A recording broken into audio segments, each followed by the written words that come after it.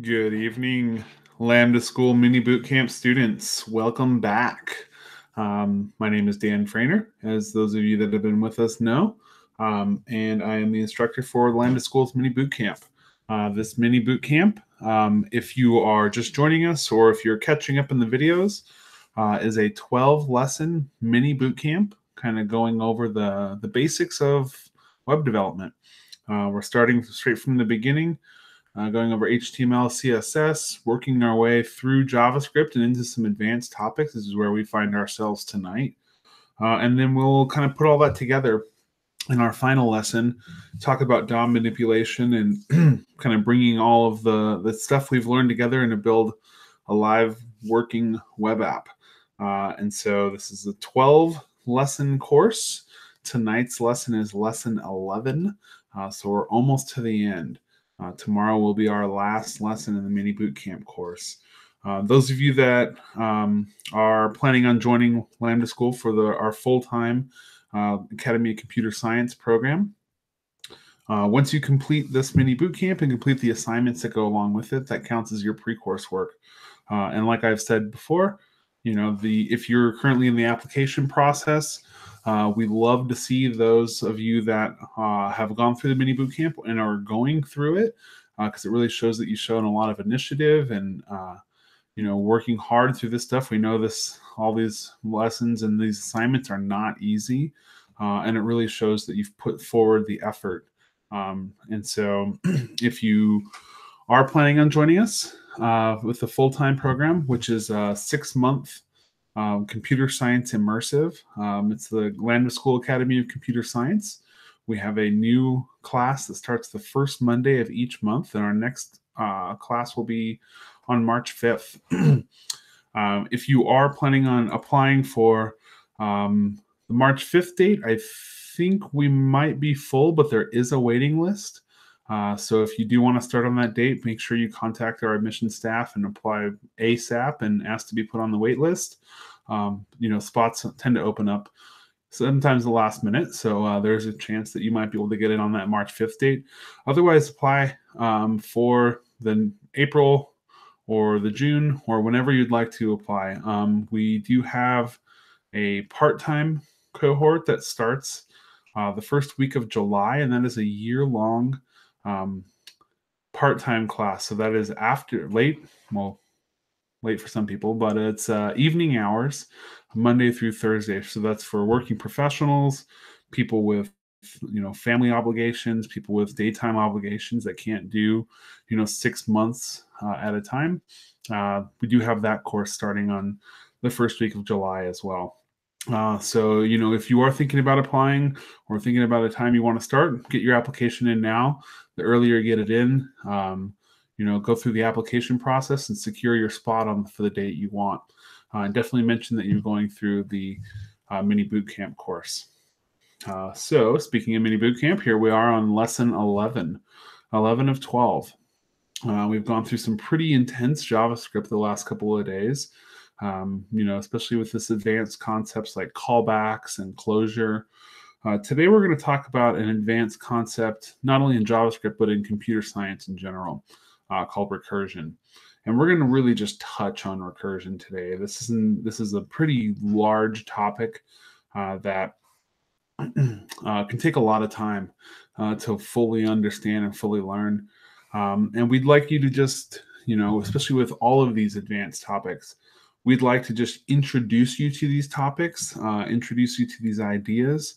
And then if you do join us for the full course, we go much deeper dive into these and you get a much better understanding of how to use them and what they are. So, let's go share my screen. So here we've got a little bit of what we worked on yesterday with closure. So let's kind of go over what we had talked about yesterday. We talked about creating a function, and then we talked about the function scope. All right, so it's the scope of the variables that function has access to that no other functions have access to. Say first name Dan. So when a function is created, the scope of the function is what is inside of your brackets here, your braces, excuse me. Any kind of variables created inside of those braces is only available to this function from within these braces. So remember, we can reach out, a function can reach out and grab a variable and bring it in, but we can't reach into a function and grab a variable and bring it out. So we'll see, oops. We get last name is not defined. Well, we defined it right there. I don't understand why it's not defined. It's because it was defined within this function scope, and it's only available inside of that function. So if I go in and say, we call that function, now we get that console log of the last name. And we can also do that with a function that was created outside. That variable that was created outside, and we get Dan. So this is called function scope. Closure is when we can return a new function from within a function. Talk about return real quick, just to kind of go over this again. The only way we can access any data from a function, and don't consider console logging accessing data, because that doesn't apply to any part of the program. It just allows us to see something on the screen. Anytime we want to access data from a function, we have to return it. When we return it,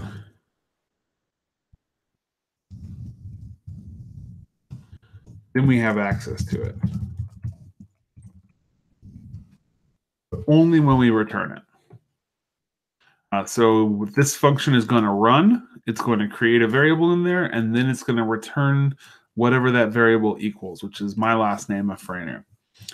So then we're going to reassign, or going to assign the variable last name outside of the function scope. So it's a new variable to whatever this returns. And what that's going to be is my last name. So that's how we return data from a function. We know that, just like all variables, just like all data types, functions themselves can be passed around like variables, right? That's what we learned from callbacks, is we can pass a function into the arguments of another function and use it. The same thing is we can return another function. And when we return a function, that's called a closure. This function is returned, and it's created inside of the outer function's scope. So that gives it access to any items that were created in that outer function scope. So now we can say log last name. So in this case, we're going to say last name is equal to whatever my function returns. We go in through here and we see that it returns a function. So now last name is going to be equal to a function, and it's this function in here. So in order to call the function, we need to put those parentheses on it, and now we see that it returns last name. We can do this. First name plus last name. There we go, my name. And that's what our concept of closure was. And so it's returning another function. So a function that returns another function is called a higher order function. And that function that's returned has closure. We, talked about the advantages of it yesterday in creating private variables, like a bank account number or passwords or keys, things like that, that we don't want anything to go in and be able to access. That kind of closes it off to every other part of the program. And so we also learned that we could create a caching function, so that, if we didn't have to if we had to run these extremely memory intensive programs or functions, that we can hold the value of what it returns instead of running it every single time we run it. Things like that are what this closure is really good for. So that's a little recap of what we did last night. There are two exercises on the assignments last night, and both of them were kind of tough. So if you feel pretty lost in how to tackle those, be sure to join us in the Lesson 10 Slack channel and talk about it. We hang out in there. There's staff, there's other students that hang out in there, and we'll get you on the right track. Lesson 11 tonight, we're going to talk about a concept called recursion. And like I said, this isn't necessarily a JavaScript concept. It's more of a general computer science concept. And we're going to kind of touch on it for a moment, get you to start using it, and just let you kind of understand what it is. And then, this is something that'll be explored much further as you go through your learning programming career. So without further ado, in the previous assignment, we discussed the flexibility that we have with functions in JavaScript. And that was the previous two assignments. We talked about how we can pass functions in, how we can return functions. They're just like any other variable that points to a data type, right? So first name equals Dan, right? So we have a variable first name pointing to a string of Dan. And we can say const my func equals function. Now we can pass first name around the same way we can pass my func around, right? They're both variables. Just one happens to be pointing to a string and the other happens to be pointing to a function. And now I understand that, that's kind of this way is not how we've been writing functions. But for all intents and purposes right now, it's the same exact thing as doing that. There are a few slight differences, but just realize that that's what we're doing. When we give that a name, is that and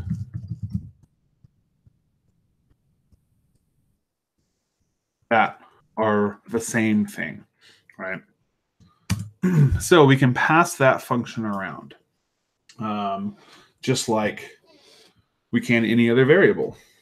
A cool thing about functions is that, let me do this. We know that we've created function scope or closure in here. But remember what we had talked about yesterday, in that a function can reach out and grab any variable that was created on what we call the global scope, which is anything on the top level, right? It can reach out of itself and grab anything of the scope it was created in. Now let's think, what was, in this case right here, what variables are created on the global scope? Well, there's currently one, and it's this function right here. So as crazy as this may sound, we have access to this function from within this function. And if we run it, this is called recursion. So let's go. We can run that function inside of itself. Now, from what we've learned about loops, we should know that if we run this function inside of itself as it is right now, it's going to create an infinite loop. So we're not going to do this, but just know that we can do it. Okay? We have access to, well, let's do this. Just to kind of prove my point, let's console log it. All right, and then we'll go my func. Oh no, that's going to be another infinite loop. All right, we'll talk about it in a moment.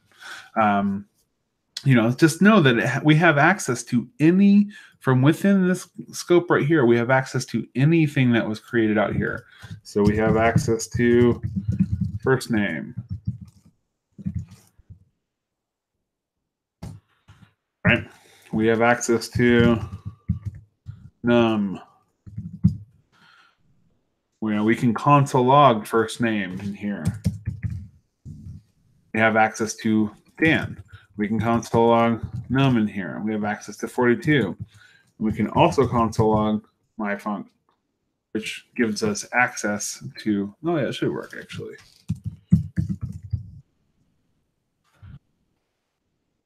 That function, right? So keep that in mind. Now, the way we're going to talk about recursion today is going to be in creating a loop. And recursion in its basic form is just creating a loop. And it's giving us access to these looping properties. So let's do this. Let's create a loop for let I equal 0, I less than 11. We want it to go, let's go from 1 to 10. 1 to 10, I plus plus. All right, this is our basic for loop. We're not even using it with an array. And let's go console log I. All right, we see 1 through 10 printed on the screen, right? We know how for loops work. It's going to start at I. It's going to check the equality of this. It's going to return true, so it's going to console log I. After it does that, it's going to add 1. Check the equality, console log I, until it gets to 11, and then it's going to stop. So we get 1 through 10 there. Pretty basic for loop, right? So let's talk about what we have in this for loop now. We have, first, we've created a variable, which is I. We've given it the number of 1. Next, we've created an equality statement. Right, so this is always going to return true or false. When it returns false, our functions or our for loop stops running. Then it's going to add something to, or it's going to do something to that variable, right? So we're saying plus plus, so that's going to say plus 1. So that's going to do something to the variable each time. So these are the 3 pieces of our for loop. Now, right, a function called looper. We know that if we want to create a loop, we need 3 pieces to it, right? We need our initial value, we need an equality statement, and we need to do something to it each time, right? So let's say we're going to call this loop 5 times. And we're going to give it a number. And we're going to say, so we've now given it our initial variable, which is num. Now we need to check the equality of it, right? We need to check something. We call this our base case. So let's say if num greater than 5, and we want to return. That's it. So remember when we talked about functions, that if the function ever got to a return statement, it would stop doing what it was doing. Otherwise, it would keep running until it hits a return statement. So let's go loop 5 times, and we'll start with 1. So it's not going to do anything just yet. But just know that when it hits the return statement. And we also know that if the number was greater than 5, this would, if number, greater than 5, return. If the number was less than 5, which it is the first time we run it, which is 1, this part will never get read. This part will only get read when that number is greater than 5, right? So that's the second part of our for loop there. The third part is going to be doing something. We're going to console log num. And this last part of our for loop is going to be the tricky part in recursion.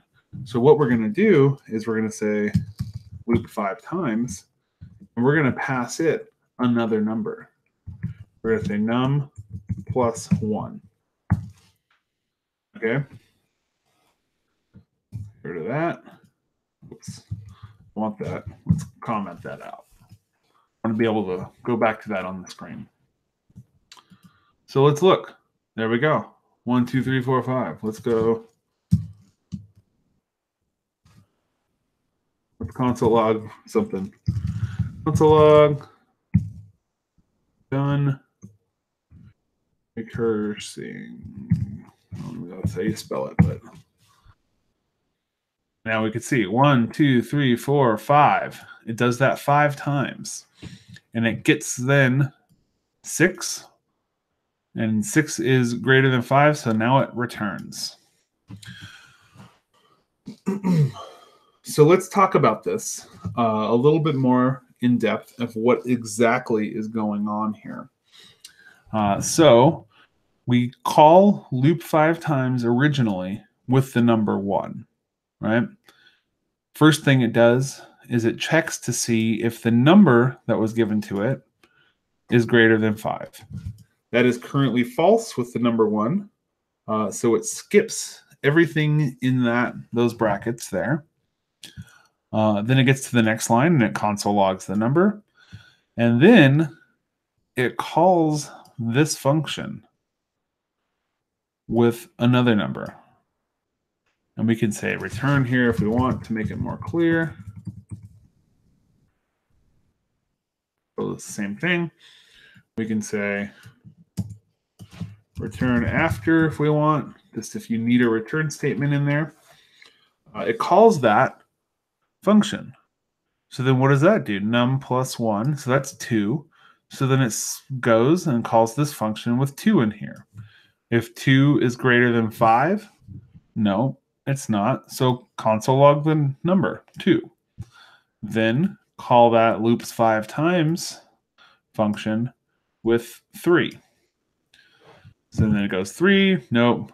Call loop times 5 with 4, nope. Console log 4, 5, nope. Console log 5, 6. If 6 is greater than 5, that is correct. That is true. So now console log done recursing and return. And do not call that again. So that is kind of the basics of recursion there. It's calling the function that is in it until it hits a point where we don't want it to go any longer. If this did not exist, we'll get an infinite loop. I don't even want to try it right now because I don't know if there's an infinite loop. But it'll get an infinite loop. So just like that for statement we wrote, where we have an initial variable, our initial variable is here. Let's do this. I plus plus. Let's just make it exactly like we had here, except for we're going to say if I greater than 10. Right? So we have our initial variable here, which is I. We're going to say if I is greater than 10, we say I is less than 11 here because that works a little bit differently. Because it runs the first time through here. And then if it's greater than 10, then this is essentially us saying stop. Right? I'm going to take that out. I just want to make this as simple as possible. This is us saying stop. Don't continue any farther. If it's not greater than 10, then continue the loop. So essentially, all we're doing is flipping the signs on that. So we're saying run it as long as it's less than 11. And we're saying run it as long as it's less than 11. All right, still the same thing. Until it's greater than 10. And then loop itself back. Call itself again. Okay. This is the basics of recursion.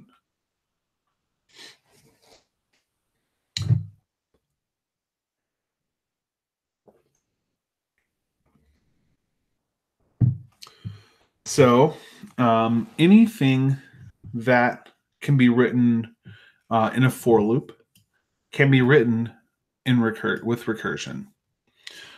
anything that can be written with a while loop, any kind of built-in loops where we have, any loop that we've built in, we can write it with a recursion, with a recursive function. And let's do this. Let's go write another recursion function where we can kind of show you let num equals 0. Oh, sum. We'll say a sum.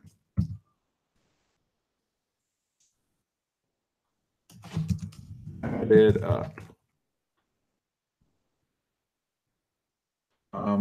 So say we want all of the numbers between I and 100 added up, right? We want them 1 plus 2 plus 3 plus 4 plus 5, etc.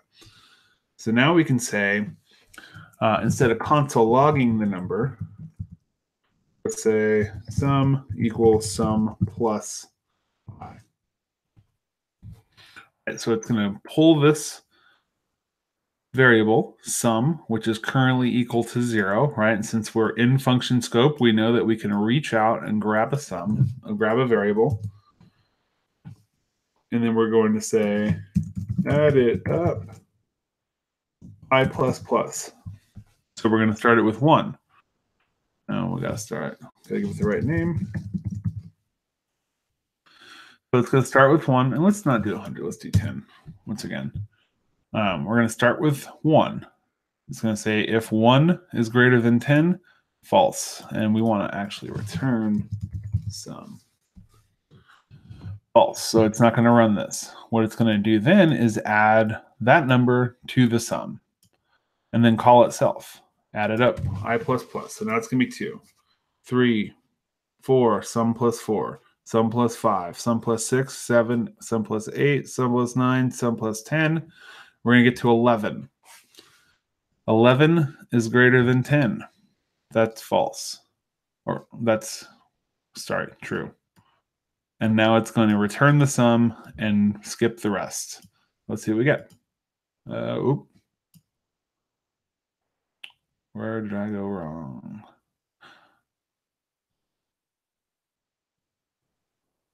I've written a recursive loop here, an infinite loop. If I is greater than 10, return sum. Sum equals.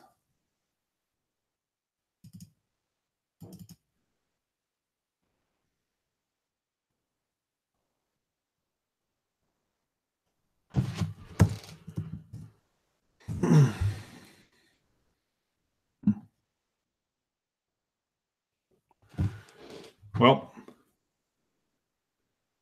my base case seems to not be working at the moment. What if we just return period? I plus 1. Undefined. Okay. There we go. For some reason it was still breaking on it.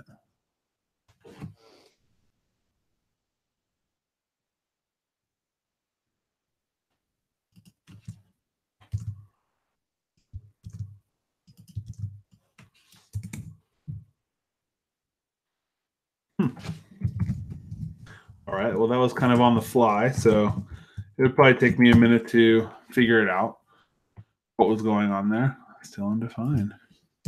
Wow. The sum is right there. Okay. Well, it'll take me a minute to figure it out, but this is kind of the gist of it, is that you have a base case, you have something you do, and then you either add one to the original item, or let's see if I do it like that, equals plus I. Define still. Huh. All right. Well, you add 1 plus to the item, and then you loop back over until that base case is true.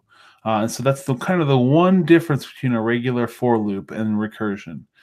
Is that this needs to be true in order for it to stop.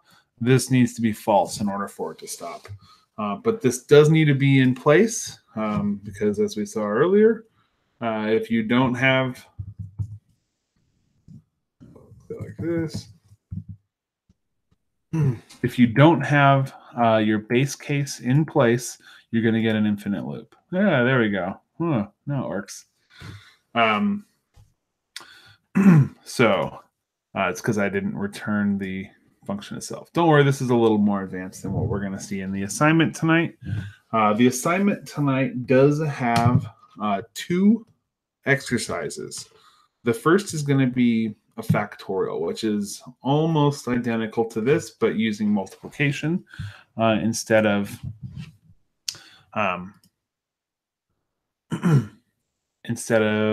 addition. And the next is going to be the Fibonacci sequence. If you don't know what a Fibonacci sequence is, I'm going to try to spell it right. There we go.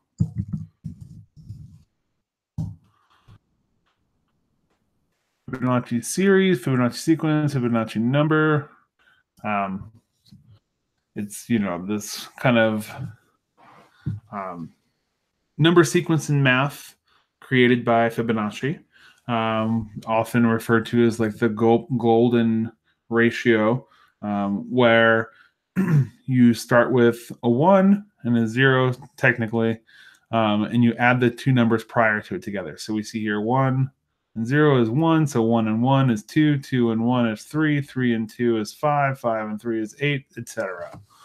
And so your goal with the exercise tonight is to recreate the Fibonacci sequence using recursion. It can be a pretty difficult exercise, but it's also can be completed in 3 lines. So it's pure recursion essentially. And there's a lot of help available online for talking about Fibonacci sequences with recursion. We do have our lesson 11 channel that's open. And so please feel free to reach out in that channel or in the help. I have a feeling that once you can get the factorials exercise done, that you'll have a good grasp on looping with recursion. And then Fibonacci might be a little more tough, but you should be able to figure it out and get it done once you have that factorials one done. There is also an additional research or resource of Eloquent JavaScript. Once again, one of my favorite books. Oops, let's go all the way up. Okay. And then we can scroll down to recursion. Once I find it, closure, recursion. And it talks about recursion there a bit as well. Gives you you can recreate the math.pow method. And it talks about recursion a bit. And I would actually absolutely recommend reading through this as well to get a better understanding of it.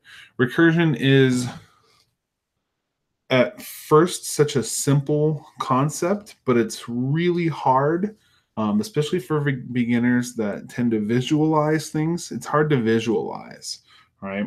We can visualize where we have a variable here. We can visualize that we have a function, but it's hard to visualize a function being called within itself up to unlimited infinite times, right? And so recursion takes a lot of study, and I would highly recommend just reading up as much as you can on it in different ways of different teachers explaining it, and eventually it'll start to click a lot more. So, I mean, this is a really short lesson tonight because we're talking about one little thing, and it's not little. It's a really big concept. Once you get a grasp of recursion, it's just like callbacks and closure. It just becomes this incredibly powerful tool in your tool belt. It allows us to, traverse through tree structures. It allows us to, work with databases and all kinds of different types of data structures. And one thing you should know before you go fully immersing yourself in recursion is that, like everything in programming and in computer science, there are multiple ways to do the same thing.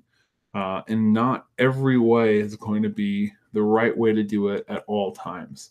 So, we're not always going to write a recursive function if we want to create a simple for loop. Probably creating a simple for loop is going to be easier not only for us to write, but for the other developers to read. But there are trade-offs where we find that, the circumstances call for using recursion, and, it's much faster and much cleaner to write a recursive function to do it. So that's, as you become a better developer and as you learn more about computer science and about development in general, you're going to start to see these different options available to you. And you're going to be able to choose which tool you think is the best tool for the job.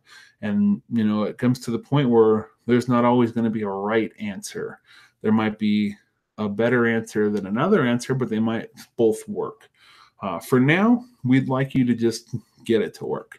And for tonight's lesson, we want you to get it to work using recursion. But as you grow, and especially, if you do join the Lambda School full program, we go really deep into this, and you start getting different ideas, and you start learning different concepts, and then you start having to make your own decisions, and it's really powerful, and it's really invigorating to a programmer to be able to say, I think we should use this on this problem, and it works, right? And then talking to your classmates or your peers, and figuring out someone else made it work the other way, and then saying like, oh, I never even thought of it that way. It's really an amazing thing in computer science. So that being said, recursion is a vast subject, but we're only going to touch it a little bit right here. If you have any questions, please post them into the questions channel if you're live with us right now. Questions channel on Slack. If you are not live with us, feel free to post questions in the questions channel later, or better yet, post it in the actual lesson channel. We'll probably get a better response in the lesson channel. We're on lesson 11 today. So let's go.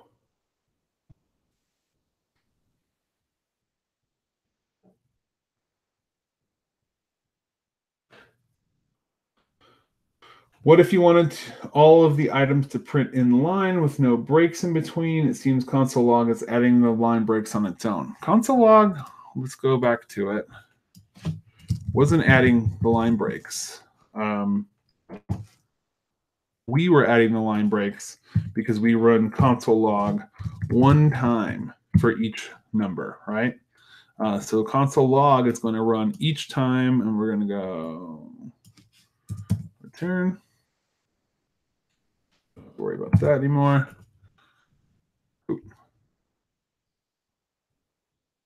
Oh, yeah. Well, we need to return add it up. And plus 1. So console log, each time it runs on its own line. If we wanted to add them all together, we could do something like creating a string and adding each number to a string, and then console logging that whole string at the end, adding them to an array, etc. But console log is going to log whatever's in here and on its own line each time it's run. What is an example of needed to use recursion versus doing a for loop? Tree traversal is the best answer for that at the moment. Off the top of my head, if you don't know what a tree is, you will learn. But if there's a simple for loop and it goes in sequential order, you can probably use a for loop for that. If you have a data structure that has multiple different branches and you need to go touch all of them, you would use recursion for that. Recursion can absolutely work with multiplication for you that just asked. And in fact, that is the first question on our assignment tonight, is factorial. Oh, cool. I answered 2 questions with 1. Use case example of using recursion. This is advanced and out of the scope of this lesson, but every single web page you go to has something called the DOM, which we will talk about tomorrow. And as we can see, the DOM is a tree, right? We have branches to that tree. So say we wanted to go and find a certain item in a branch on this tree on a web page. Using a for loop would be really memory intensive, and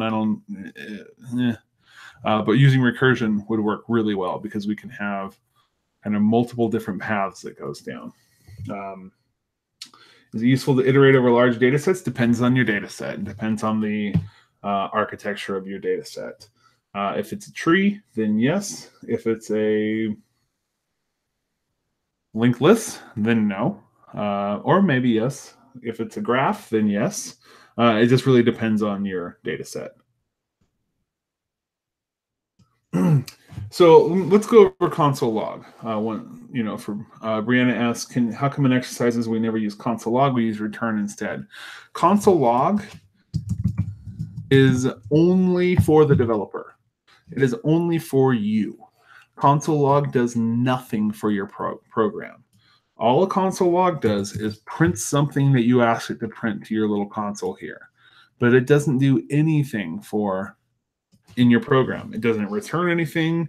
It doesn't affect anything in your program. So we use it in exercises, and you use it in, you can use it in creating your solutions just to see what's going on, right? But in all reality, it's not doing anything in your program. Return, as we saw earlier, let's just do, remember, we'll just do my func again.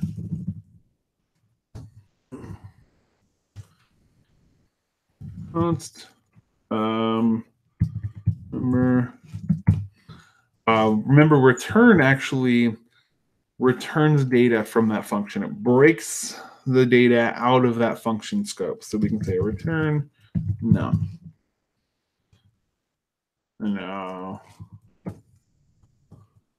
My phone.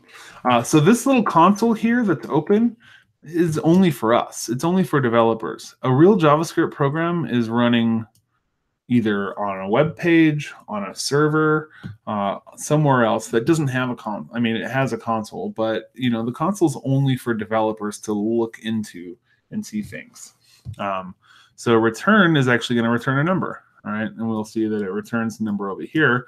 But what if we wanted to use that number? So let's go const num equals, and then we wanted to num plus 10 or something. So we can say 52, but if I said console log number, we're going to see, oops, let's not even do that. Add 10, because that brings up a whole other topic. We'll see undefined now, all right? Because it's not returning anything out of that function. It's printing 42 to the screen because, we asked it to, but this function isn't returning anything. It's not giving us back anything to go on. And now we have undefined as that number, when if we wanted to do something with that number, we return it. And we can say plus 100.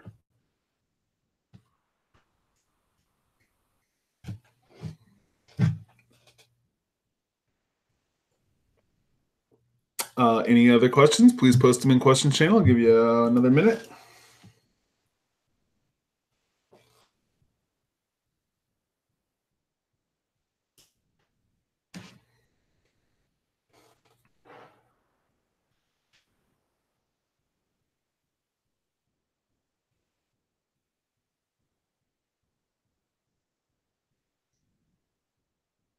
All right, that's going to do it for us tonight. This was lesson 11 on Lambda School's mini boot camp. This is the second to last lesson. This is the last of our kind of JavaScript basics lessons. We're going to talk about using JavaScript in your browser tomorrow night, and a really powerful thing called the DOM, the Document Object Model. We're going to learn how to put HTML and CSS and JavaScript together to create this awesome, single web application. And that's going to be it for us for the mini boot camp. Thanks for joining us tonight, and I can't wait to hang out with you tomorrow night and to go over our last lesson, lesson 12, DOM manipulation. We'll see you tomorrow. Good night, guys.